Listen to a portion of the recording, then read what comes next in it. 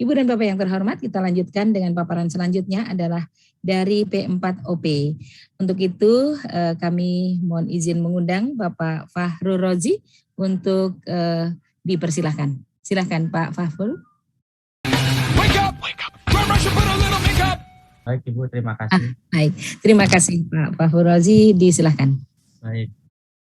Bismillahirrahmanirrahim. Assalamualaikum warahmatullahi wabarakatuh.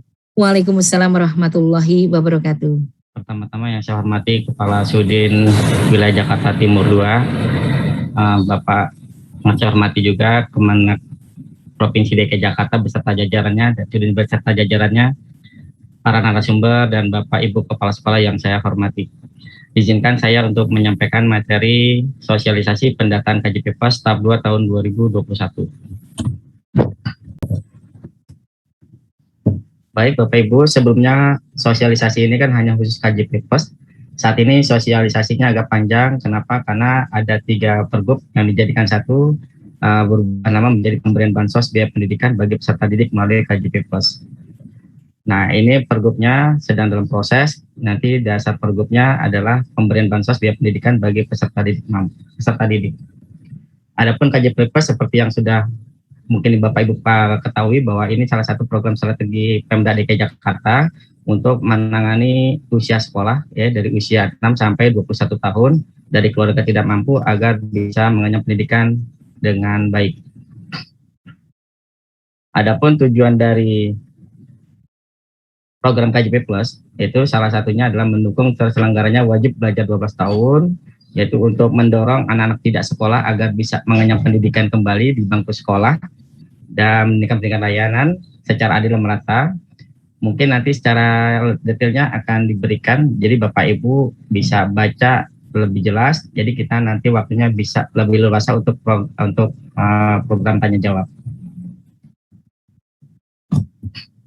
Adapun KJP Plus itu terbagi 2, ya. Satu secara umum itu calon penerima KJP itu wajib terdaftar sebagai peserta didik di satuan pendidikan formal atau non formal pendidikan di DKI Jakarta. Kedua, harus terdaftar dalam DTKS atau DTKS daerah dan atau data lain yang ditetapkan dengan keputusan gubernur. Contohnya seperti ada KPJ, ada Jaklingko dan sebagainya. Yang ketiga, syarat ketiga adalah wajib berdomisili dan tercatat dalam Kartu Keluarga Provinsi DKI Jakarta. Itu persyaratan umum. Yang kedua, persyaratan khusus, yaitu 1, anak panti sosial yang diusulkan oleh Kepala Dinas yang membidangi urusan sosial. Kedua, anak penyandang disabilitas yang diusulkan oleh Kepala Dinas yang membidangi urusan sosial. Ketiga, anak dari penyandang disabilitas yang diusulkan oleh Kepala Dinas yang membidangi urusan sosial. Keempat, anak dari pengemudi mitra Transjakarta yang mengemudikan bus kecil yang diusulkan oleh Kepala Dinas yang membidangi urusan perhubungan. Kelima, anak dari pekerja buruh yang memiliki kartu tanda penduduk daerah dengan besaran gaji paling besar senilai dengan 1,1 kali upah minimum Provinsi DKI Jakarta. Yang keenam, anak tidak sekolah atau ATS yang akan mendaftarkan diri ke satuan pendidikan atau LKP harus mendapatkan surat rekomendasi dari lurah. Ketujuh adalah peserta didik dari PPDB bersama. Adapun besaran sekolah, ya besaran KJP Plus yang diterima oleh sekolah negeri, baik madrasah maupun sekolah umum, yaitu besarannya diantara jenjang SD sebesar Rp250.000 per bulan, SMP Rp300.000 per bulan, SMA dan sederajat Rp420.000 sebulan, SMK Rp450.000 sebulan, PKBM Rp300.000 sebulan, dan LKP Rp1.800.000 per semester. Adapun untuk besaran dana KJP, ya bagi sekolah madrasah, ya sekolah umum ataupun sekolah madrasah swasta, di luar dari PPDB bersama dan PMP, ya sekolah yang mendapatkan PMP, itu ada tambahan dana untuk SPP-nya masing-masing jenjang, yaitu untuk jenjang SD sebesar Rp130.000 dan untuk BPMS-nya maksimum Rp1.000.000. Ini nilai maksimum tidak rata, jadi tidak setiap penerima KJP jenjang SD itu dapat menerima bantuan BPMS sebesar 1 juta rupiah. Jadi masing-masing variasi. Adapun besaran dana KJP Plus sekolah swasta bagi peserta PPDB bersama itu besaran biaya personalnya Rp420.000, SPP per bulannya Rp620.000, dan biaya pendidikan masuk sekolah bagi peserta didik baru nilai maksimumnya sebesar Rp3 juta. Adapun di sini ada semester kelas 1, SMA kelas 2, SMA kelas 3 ini sudah melalui kajian khusus oleh tim yang ada di Dinas Pendidikan. Adapun bansos untuk peningkatan mutu pendidikan ya bagi sekolah swasta ini yang bagi mengikuti PPDB bersama, di mana bisa di daerah kelurahannya tidak ada sekolah SMA negeri. Ya ini karena piloting pertama, ya masih proyek pertama, jadi untuk jenjang SD dan SMP belum mengikuti program PPDB bersama di tahun ini. Kemungkinan ada evaluasi di tahap berikutnya akan diadakan. Jadi ini hanya bagi sekolah ya yang tidak ada di kelurahan, tidak ada sekolah negeri ya, di mana setiap personil atau setiap siswa dengan ketentuan yang berlaku akan mendapatkan biaya personalnya sebesar Rp420.000 dengan SPP sekolah swasta per bulan Rp1.100.000 dengan biaya pendidikan masuk sekolah bagi peserta didik baru maksimum nilainya Rp2.500.000. Adapun bantuan sosial biaya pendidikan bagi peserta didik di satuan pendidikan swasta yang menerima bantuan sosial subsidi peningkatan mutu pendidikan digunakan untuk biaya pendidikan mutu guru, biaya penyediaan sumber pembelajaran sekolah, dan biaya lain yang dapat mendukung peningkatan kualitas layanan pendidikan di sekolah. Berikutnya yaitu satuan pendidikan. Satuan pendidikan sekolah yang peserta didiknya menerima bantuan sosial subsidi peningkatan mutu pendidikan wajib melaksanakan peningkatan kualitas layanan pendidikan. Kedua, peningkatan kualitas layanan pendidikan dilaksanakan melalui pengukuran kinerja. Ketiga, pengukuran kinerja sebagaimana dimaksud pada ayat 2 terdiri atas kinerja satuan pendidikan dan kinerja peserta didik. Keempat, kinerja satuan pendidikan dan kinerja peserta didik ditetapkan dalam keputusan Kepala Dinas Pendidikan. Adapun penggunaan KJP Plus, ya sebagaimana ketahui, diantaranya ada tambahan itu program bridging. Ini hanya untuk sekolah jenjang menengah atas di semester di kelas akhir ya, semester 12. Ya, masing-masing mendapatkan Rp500 dengan syarat harus diusulkan. Jadi tidak semua penerima KJP dapat program bridging jika tidak diusulkan.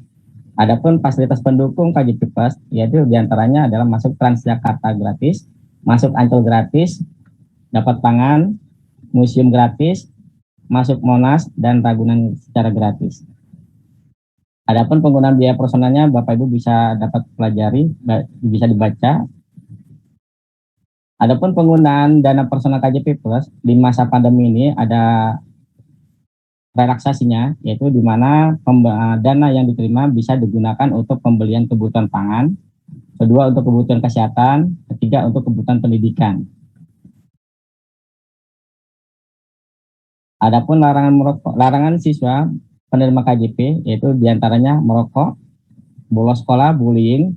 Hal ini dan lain-lain hal ini dapat menyebabkan seseorang penerima KJP dapat dibatalkan ya dengan syarat sekolah membuat surat permohonan ke P4OP dengan disertai bukti-bukti yang jelas. Adapun larangan orang tua yaitu penerima bansos biaya pendidikan melalui KJP juga dapat menggugurkan siswa penerima KJP dapat dibatalkan, diantaranya membelanjakan bantuan sosial biaya pendidikan bagi peserta didik di luar penggunaan yang telah diatur dalam keputusan Kepala Dinas Pendidikan. Selebihnya bisa dibaca. Adapun larangan sekolah penerima bansos biaya pendidikan melalui KJP Plus ini juga dapat membatalkan jika sekolah melakukan manipulasi maupun pembiaran terhadap indikasi ketidakbenaran data peserta didik calon penerima bantuan sosial biaya pendidikan bagi peserta didik. Adapun timeline ya pendataan KJP Plus tahap 2 tahun 2021 yaitu di step pertama 18 Agustus adalah masa penyediaan data. Tahap kedua, tanggal 6 sampai 10 September adalah pemadanan data dari sumber-sumber data dipadankan dengan data Dapodik dan EMIS. Tahap ketiga, tanggal 13 sampai 25 September, data hasil pemadanan data akan disampaikan melalui login sekolah masing-masing. Jadi sekolah dapat melihat daftar calon penerima KJP Pos untuk diverifikasi apakah siswa yang tertera di layar sekolah masing-masing, siswanya masih aktif sebagai siswa di sekolahnya atau sudah naik jenjang atau sudah keluar untuk diverifikasi. Step keempat, itu tanggal 27-30 adalah verifikasi dan persetujuan dari kepala dinas. Step kelima, tanggal 1 sampai 13 Oktober, itu proses penetapan penerima KJP melalui keputusan gubernur. Untuk diverifikasi, step 3, Bapak Ibu ketika menerima daftar calon penerima KJP, Bapak Ibu diminta untuk mengumumkan daftar nama melalui media elektronik yang dimiliki, bisa melalui WhatsApp, grup, atau website, itu selama 6 hari kerja, agar masyarakat sekolah di tempat Bapak Ibu bisa mengetahui apakah si anaknya ada terdaftar sebagai penerima KJP atau tidak. Berikutnya mengenai KJMU.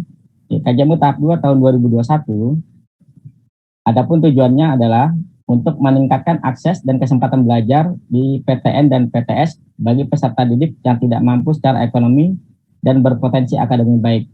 Kedua, memberi bantuan biaya peningkatan mutu pendidikan kepada calon atau mahasiswa yang memenuhi kriteria untuk menempuh pendidikan program diploma atau sarjana sampai selesai dan tepat waktu. Ketiga, meningkatkan mutu pendidikan masyarakat. Keempat, menumbuhkan motivasi bagi peserta didik untuk meningkatkan prestasi dan kompetitif.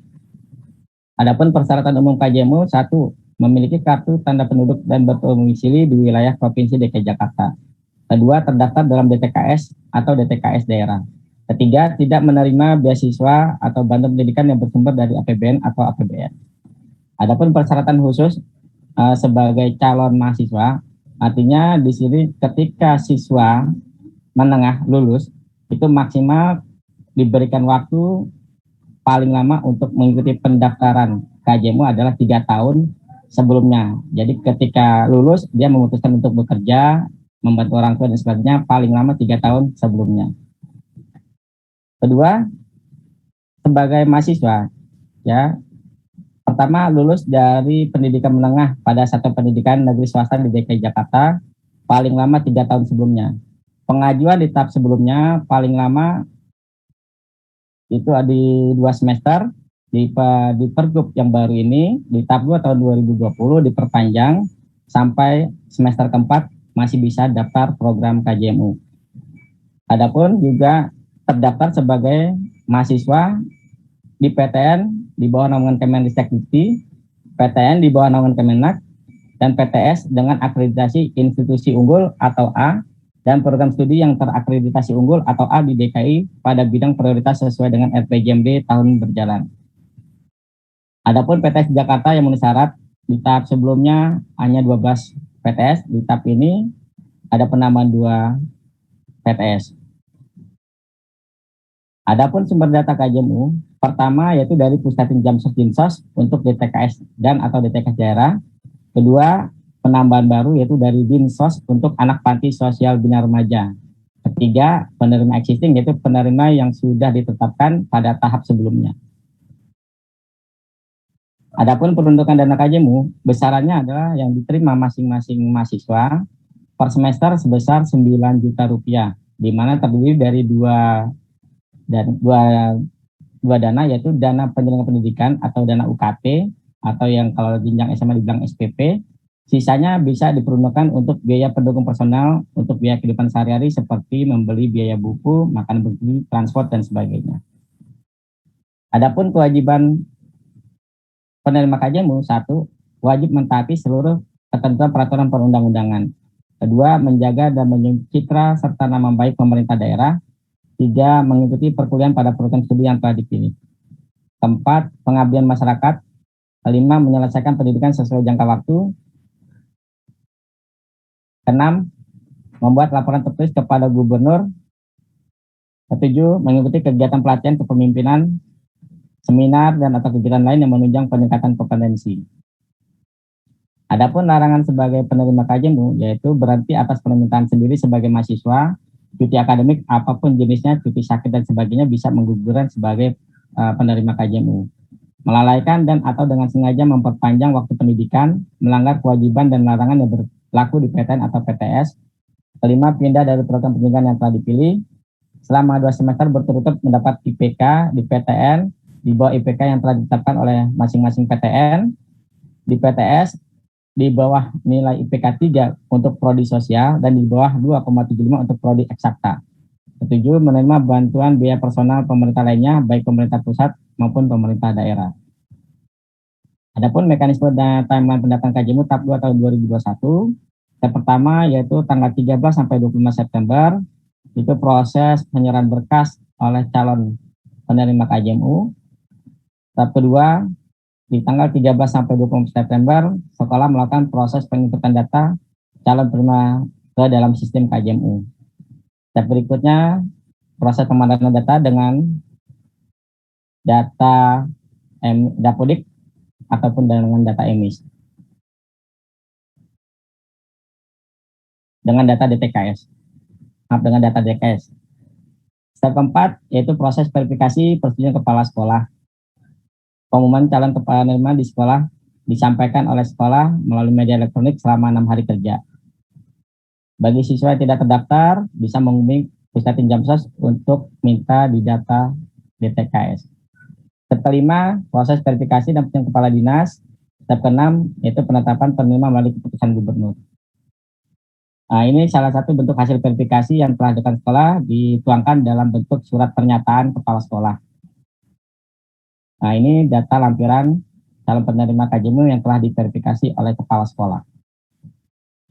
Adapun perbedaan pendataan KJMU yang lama, yaitu persyaratan yang lama berdomisili dan memiliki kartu tanda penduduk. Kedua, berasal dari keluarga tidak mampu dan terdaftar dalam BDT dan atau sumber data lainnya ditetapkan dengan gubernur. Di pendataan tahap ini, yaitu wajib terdaftar dalam DTKS atau DTKS daerah. Sebelumnya wajib memiliki SKTM di pendataan sebelumnya. Di pendataan sekarang tidak wajib mengurus SKTM.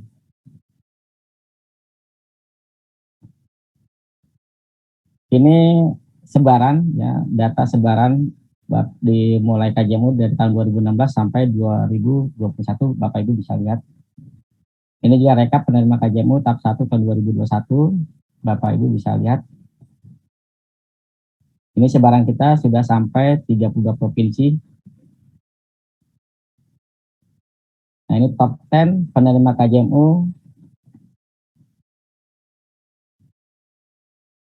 Nah, di sini banyak mahasiswa penerima KJMU berprestasi, namun beberapa yang bisa dituangkan dalam materi paparan ini. Bapak Ibu bisa lihat. Di sini BPMS. Adapun latar belakang BPMS yaitu karena daya tampung sekolah negeri yang terbatas, sehingga terdapat sebagian peserta didik yang bersekolah di sekolah atau madrasah swasta. Adapun maksud tujuan yaitu mendukung terselenggaranya wajib belajar 12 tahun. Kedua, meningkatkan akses layanan pendidikan secara adil dan merata. Ketiga, menjamin kepastian layanan pendidikan bagi peserta didik baru yang membutuhkan bantuan sosial. Keempat, meringankan beban pembayaran biaya pendidikan masuk sekolah bagi peserta didik baru dalam PPDB pada sekolah atau madrasah swasta.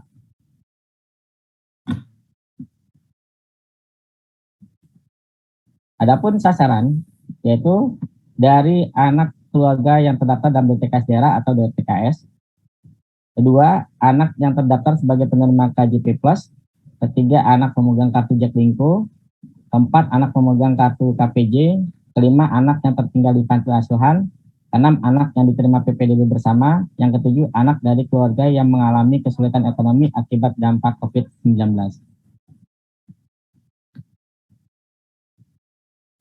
Adapun persyaratan BPMS yaitu terdaftar sebagai peserta didik baru di sekolah atau madrasah swasta di Provinsi DKI Jakarta.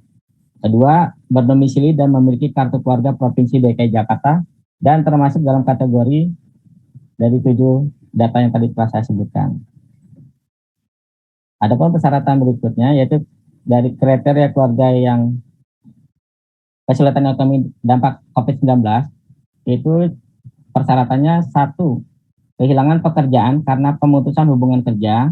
Kedua, kehilangan usaha atau penghasilan yang berkurang secara signifikan.